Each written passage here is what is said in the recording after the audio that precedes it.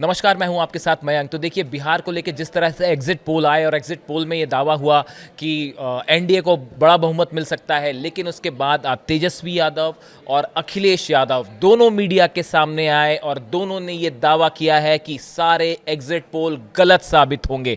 तेजस्वी ने एक बार फिर ये दोहराया है कि बिहार में जो हाई % ऑफ पोलिंग हुई है, ये बदलाव का संकेत दे रही है। बिहार की जनता ने सरकार को पलटने के लिए वोट किया है और तेजस्वी ने दावा किया है कि आप जिस दिन मतगणना होगी उस दिन आप देखेंगे कि नीतीश सरकार जा रही है। ये दावा तेजस्वी की तरफ से किया गया।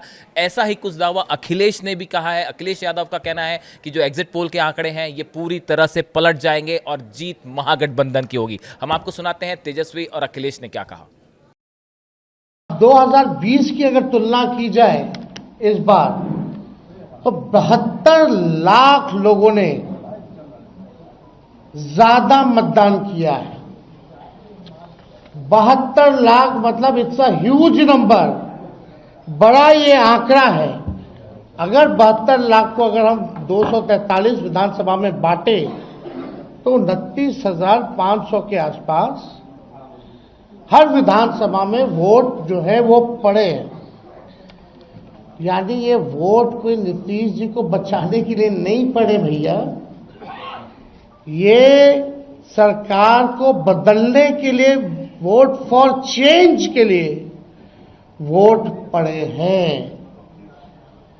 वोट फॉर चेंज के लिए 72 लाख वोट पड़े हैं पूरे बिहार में।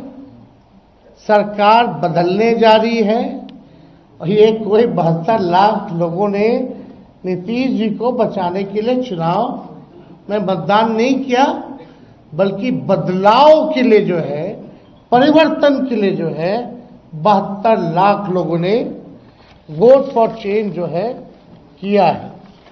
ये सच है, ये हमें और आपको स्वीकार करना पड़ेगा कि भारतीय जनता पार्टी रणनीति के तहत ये सब एग्जिट पोल या टीवी चैनलों को वो नैरेटिव और परसेप्शन क्रिएट करने के लिए देते हैं। और ये बात भी छिपी नहीं है कि अगर चैनल्स को फंड न किया जाए तो चैनल्स नहीं चलेंगे, क्योंकि उनका प्रतिदिन का खर्चा बहुत है, महीने का खर्चा बहुत है। वो कैसे खर्चा निकलेगा? और फिर जो एजेंसी सर्वे करती हैं, जो एजेंसी सैंपल करते हैं, पता नहीं सैंपल कलेक्शन क्या था। जैसे यूपी का उदाहरण है, तो उनके एग्जिट पोल में और उनके अपने सर्वे में तो 2 ही तो जीत रहे थे, कि एक भी नहीं जीत रहे थे हम? नहीं, एक भी नहीं जीत रहे थे। अगर सही तरह से उनकी सुना जाए तो बीजेपी पूरी हरा रही थी, हमें 0 कर रही थी। याद कीजिए, आप याद कीजिए। और फिर क्या हुआ उनको, कितना बुरे हारे। और सच्चाई में कह रहा हूं, जिला अधिकारी उस समय का फर्काबाद का बेईमानी नहीं करता। बेईमान जिला अधिकारी था वो। मैं फिर कहता हूं, मैंने पहले भी कहा, फिर कहता हूं, चाहे वो कोर्ट चला जाए, कहीं संस्था में चला जाए, सुना है बड़ा जिला मिला है उसको उस बेईमानी की वजह से। लाठी चलवाई, और जब हम लोगों ने फोन करने की कोशिश की, बात करने के लिए, फोन भी नहीं कर रहे। सोचिए, कोई सुनने वाला नहीं था और रिजल्ट बदल दिया। तो ये सब बेईमानी बीजेपी करती है, इसीलिए ये सब करवाया है।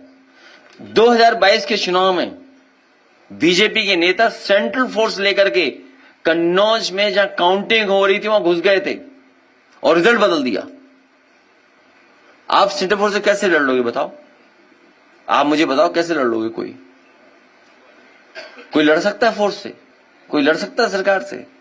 तो ये जो एग्जिट पोल है, डिमोरलाइज करने के लिए है कि निराश हो जाए वर्कर।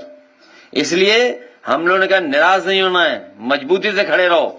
इनकी चंडीगढ़ वाली चोरी सबने पकड़ी है और सीसीटीवी और तमाम चैनलों पे और तमाम कैमरों पे इनकी चोरी लगातार पकड़ी जाती है, बेईमानी पकड़ी जाती है, इनकी हरकतें पकड़ी जाती हैं। तो बताओ, चंडीगढ़ में चोरी किसने नहीं देखी? बताओ, कोई चैनल बता देना देखा हो। सुप्रीम कोर्ट ने क्या कहा था? तो ये केवल भूमिका तैयार कर रहे हैं जिससे बेईमानी कर सकें।